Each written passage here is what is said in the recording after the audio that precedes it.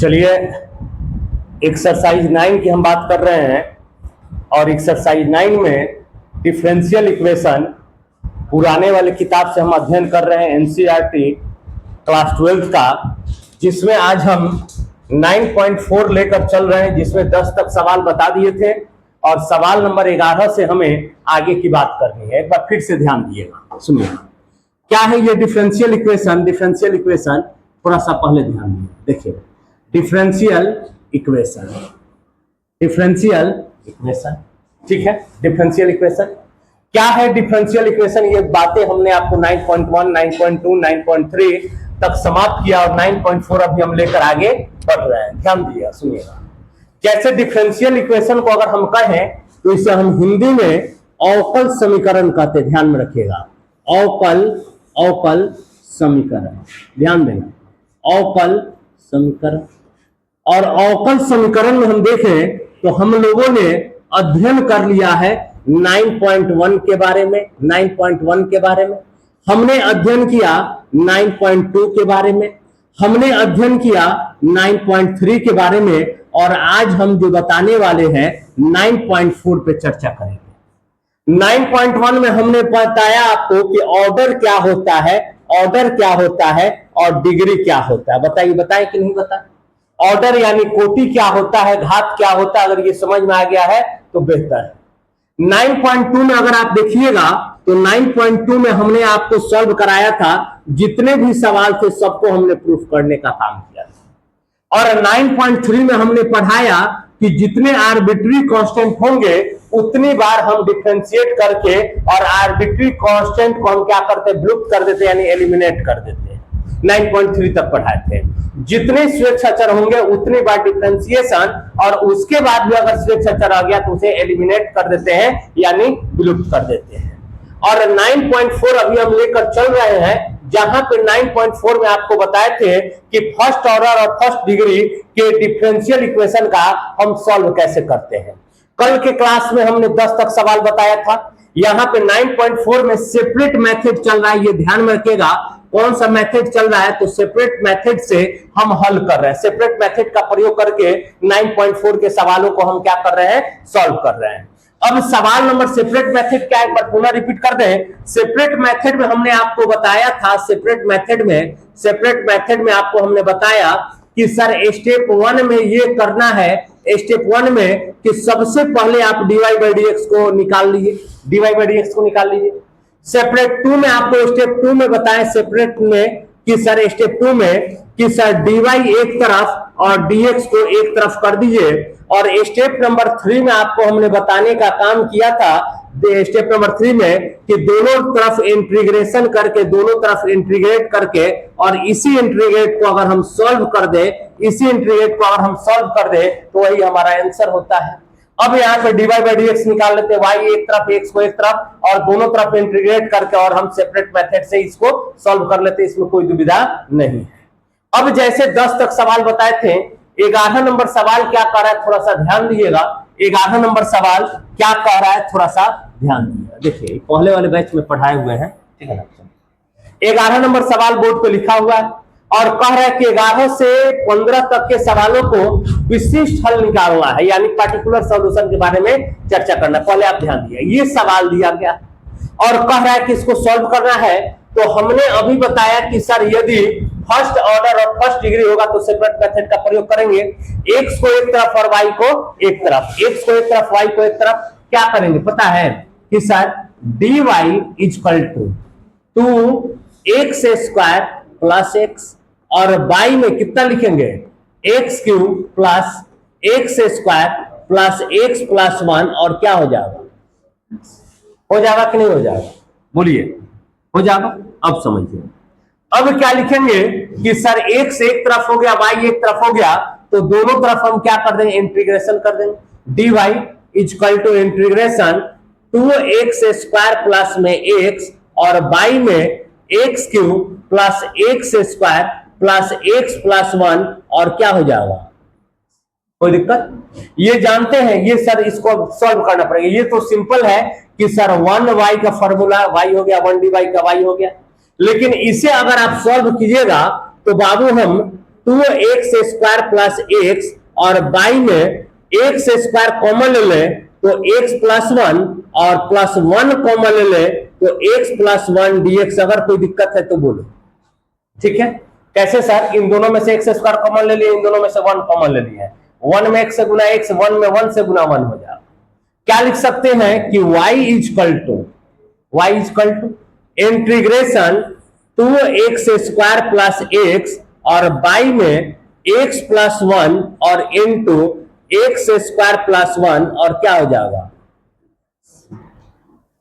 कोई दिक्कत है इतना तक में तो पूछिए। इतना तक में अगर कोई दिक्कत है तो आप सवाल पूछ सकते हैं। कोई दिक्कत? चलो अब ध्यान दीजिएगा क्या, अब ध्यान दीजिएगा क्या यहां पे कि ये इंटीग्रेशन को हल कैसे करें। तो इंटीग्रेशन हल करना 7.1 से लेकर 7.11 तक, या मुख्यतः कहा जाए तो 7.1 से लेकर 7.7 तक, ये किस टॉपिक से लिया गया है? तो पार्शियल फ्रैक्शन आपको 7.5 में हमने पढ़ाया था, और पार्शियल फ्रैक्शन में टाइप नंबर 5 भी आपको बताया था। जो टाइप 5 क्या कह रहा था, थोड़ा सा ध्यान दीजिएगा कि यदि px प्लस q या px square plus qx plus r और बाई में x minus a into ax square plus bx plus c हो ना, तो इसके जगह पे a by x minus A plus bx plus c by में ax स्क्वायर प्लस bx और प्लस c। 7.5 का टाइप नंबर ये 5 है, ध्यान में रखिएगा। अगर टाइप नंबर 5 कोई सवाल है सॉल्व किए होंगे तो उसको आप देखिएगा तो इसको हल कर पाइएगा। देखिए कैसे हम हल करते हैं। देखिए लिखेंगे क्या, ये तो सॉल्व हो गया, इसको सॉल्व करना है। तो 2x स्क्वायर प्लस में x बाई में x plus 1 into x square plus में 1 और equal to a by x plus 1 plus bx plus c by में x स्क्वायर प्लस 1। 7.5 में पढ़ाए हुए हैं, बहुत बेहतर ढंग से ये सब सवाल बताए। अब यहां से अगर हम आगे बढ़ते हैं, यहां से आगे बढ़े तो क्या लिखेंगे पता है? 2x स्क्वायर प्लस में x और बाई में x plus 1 into x square plus 1, x square plus 1 equal to LCM लेंगे तो x plus 1 into x square plus 1 क्या लिखेंगे बताओ? a into x square plus 1 plus b x plus c और into में x plus. कोई दिक्कत है तो बोलिए। ठीक है, अब यहां से ये और ये कट गया। ठीक है, क्या लिखेंगे बताओ?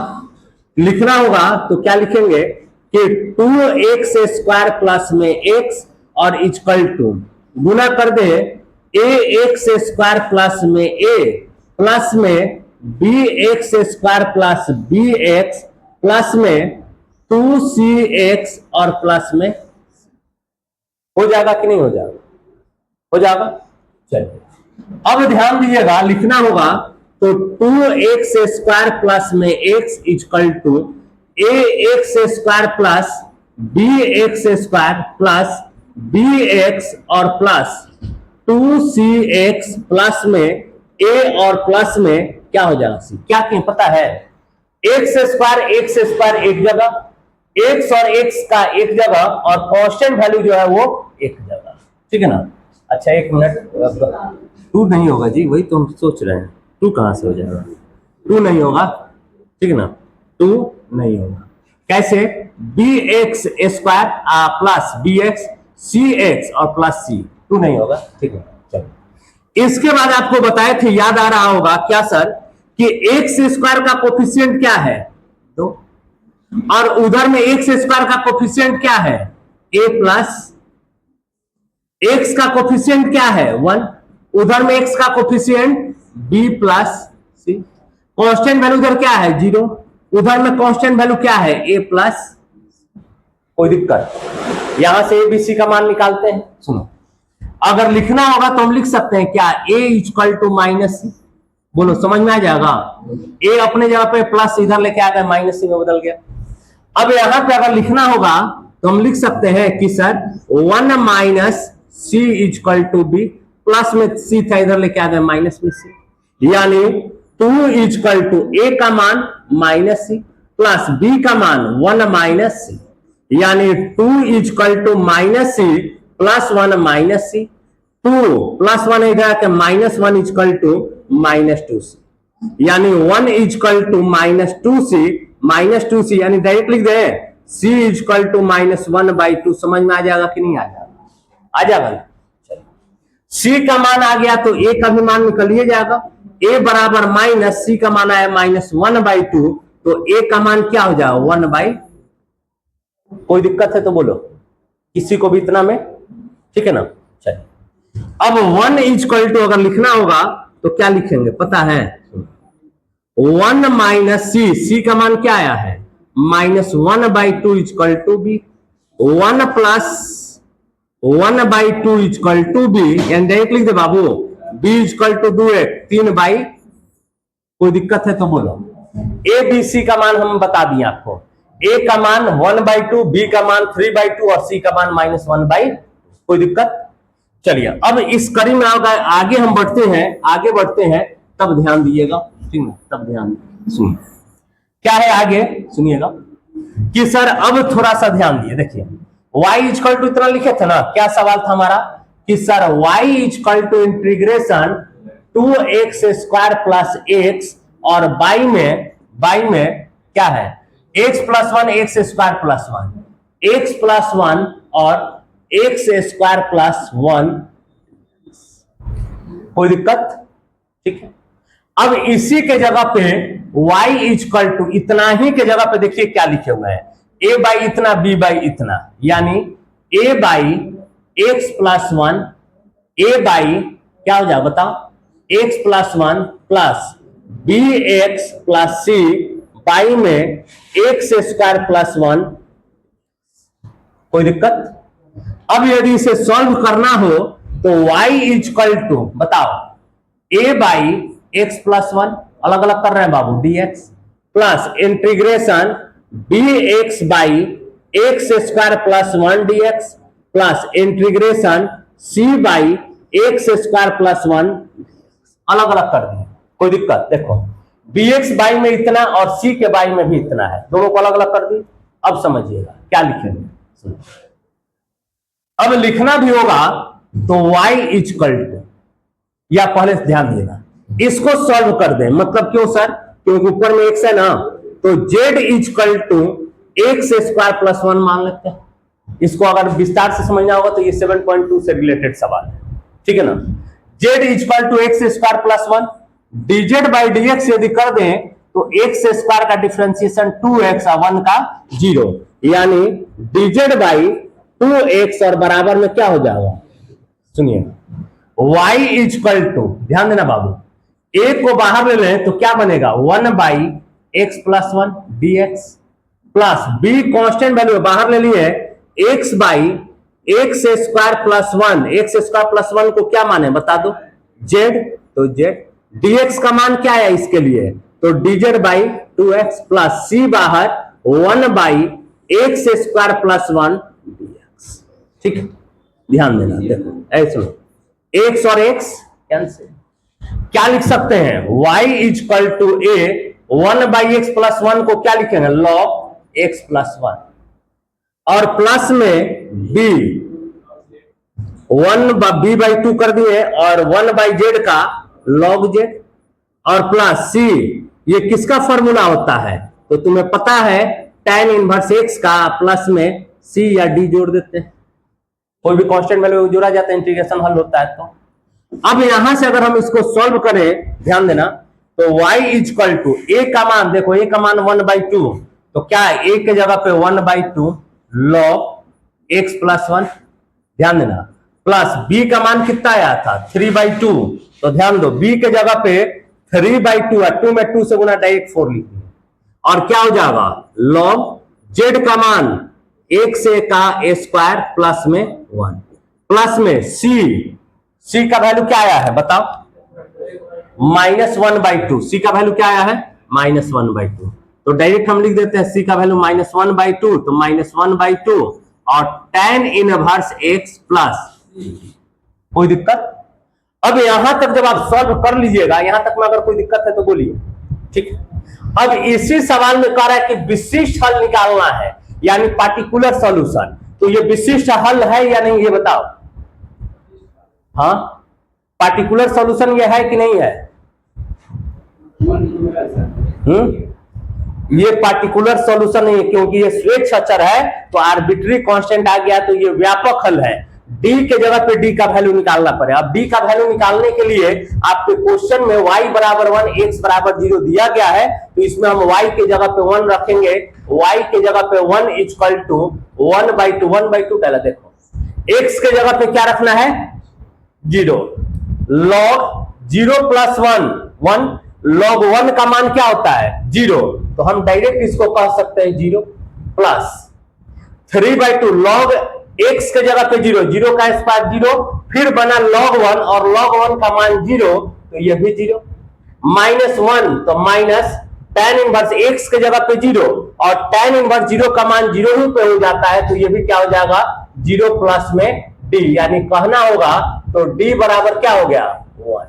अब d का वैल्यू इसमें रख दीजिए, y equal to 1/2 log x plus 1 plus 3/4 log x square plus में 1 और माइनस 1/2 tan इनवर्स x और प्लस d है, d का मान क्या निकाले, 1। यही हमारा आंसर, यही हमारा आंसर हो जाएगा।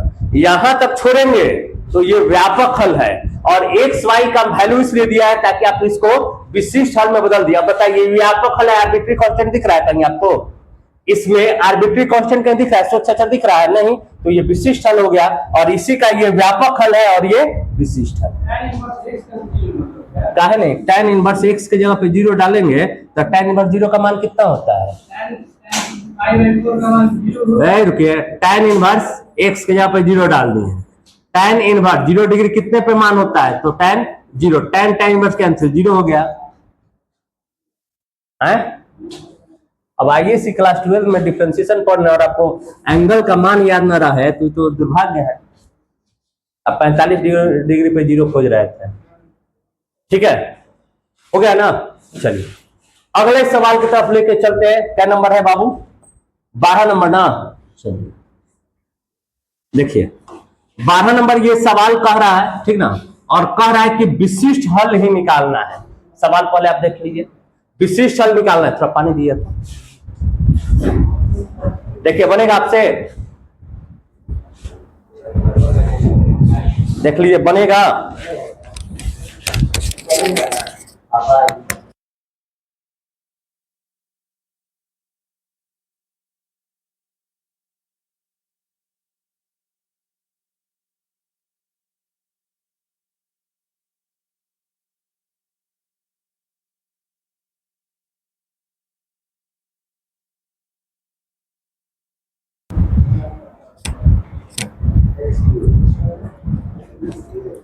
बोलिए, बनेगा?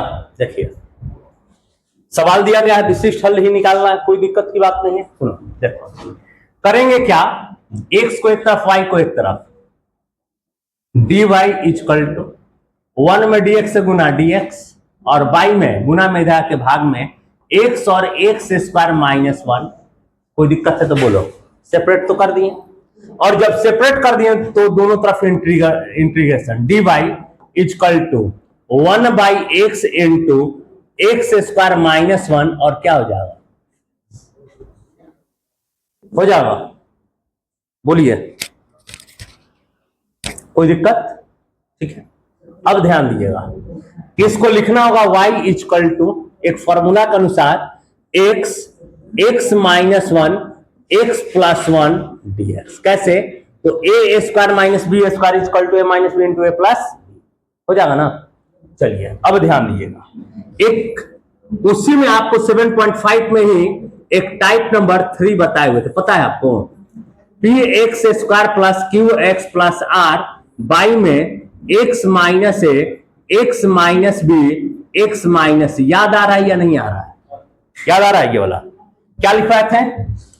a by X minus A plus B by X minus B plus C by X minus. बोलिए कोई दिक्कत है तो? ठीक है ना, कोई दिक्कत नहीं ना है किसी को भी? चलिए, तो इसको आप स्वयं अब आप हल कीजिएगा, ठीक है ना? कैसे?